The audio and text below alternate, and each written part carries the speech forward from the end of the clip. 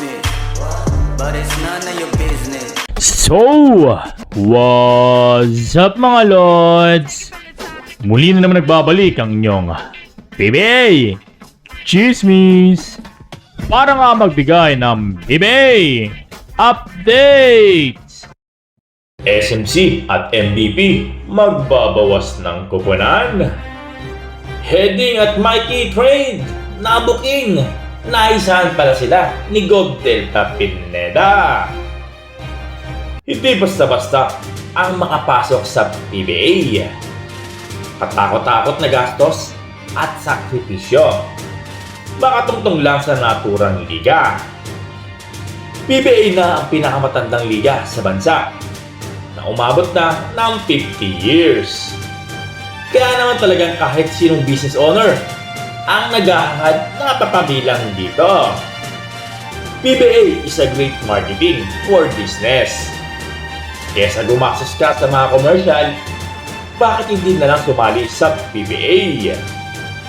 Mas malaki ang exposure dito mga lods. Ayon yan sa mga business analysts.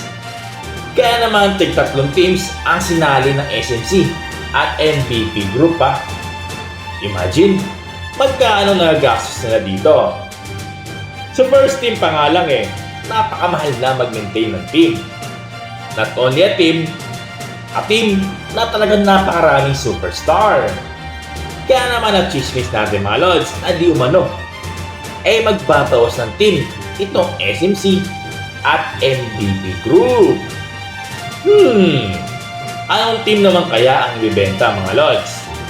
So as of now mga lods ay wala pang balita kung anong team ang ibibenta na. Pero kung hihimay natin para sa SMC, 100% niya na malabo ang Hinebra. Alam naman natin kung gaano ito kapopular sa Pilipinas.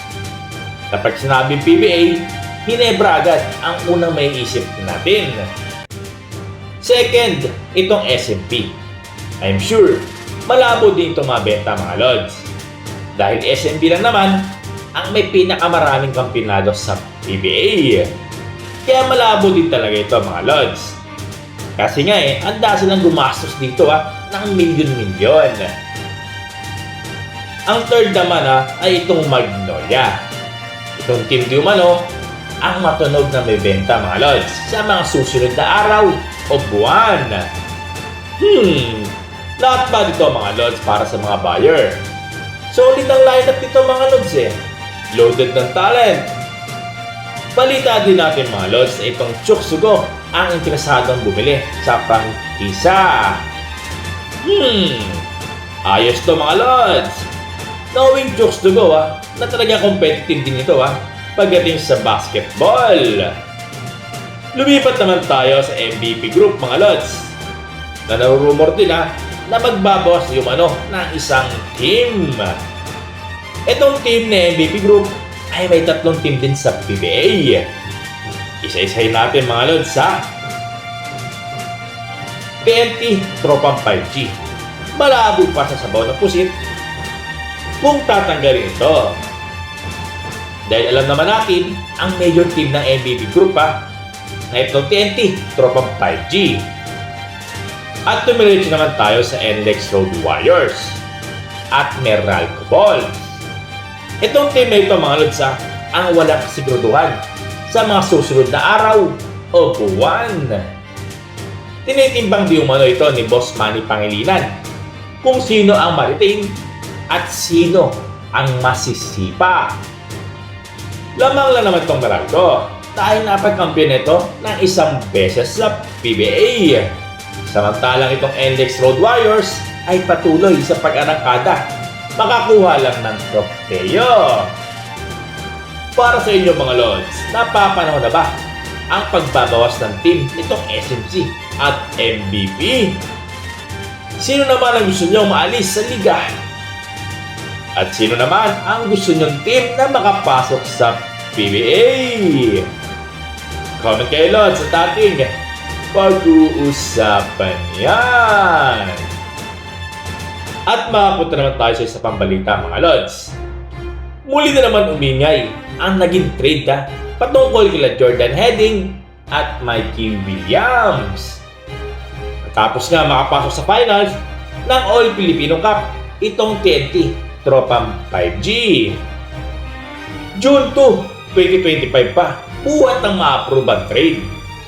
Ngunit parang sariwa pa rin ang iniwang sugat sa mga Converge fans.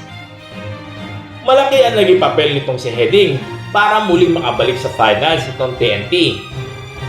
Kaya naman, muling umingay ang naging trade ng TNT at Converge. At napapa-what if na lang itong mga PBA fans at Converge fans. What if kung hindi na-trade ito si Jordan Heading papuntang TNT Tropang 5G? E di sana may Juan Gomez Del Llano at Heading tandem itong Converge. Solid nun mga Lods! Last samahan pa ng Justin Duo. Imagine, malamang sa malamang mga Lods ay baka nasa finals na rin itong Converge. Pero wala nangyayari na. Tanggapin na lang natin mga Lods. At para sa mga fans naman ay mag-move on na lang.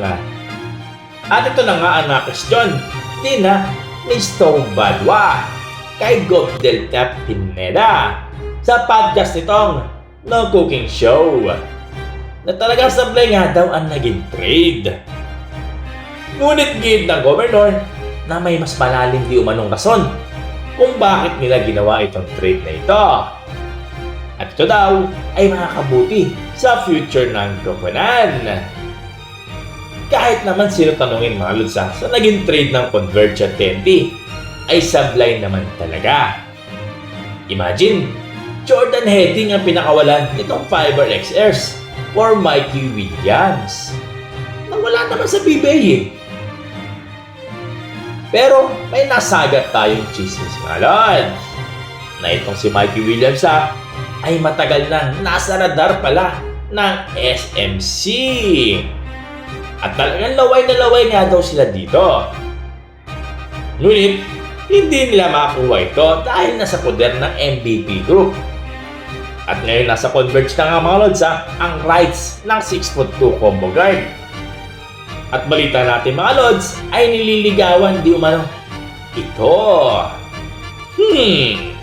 So ito pala ang plano ni Gob Delta Pineda mga Lods.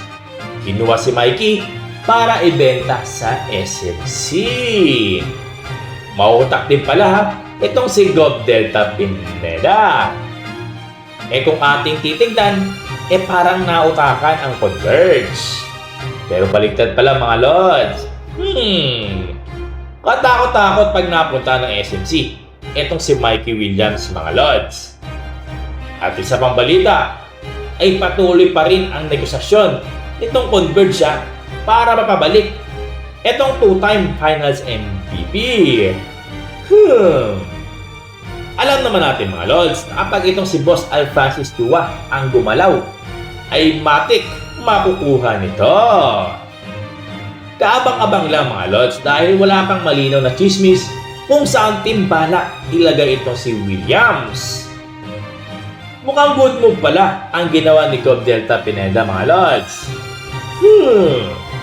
Para sa inyo mga Lods, kung mapunta sa SMC itong si Mikey Williams, sino ang gusto nyong kapalit? Comment kayo mga Lods at ating pag-uusapan yan. So mga Lods, maraming salamat sa patuloy na pagtutok. Don't forget to subscribe para update ka lagi sa mundo ng PBA. Sa mga Lods, hanggang dito na lang tayo Maraming salamat. Bye-bye.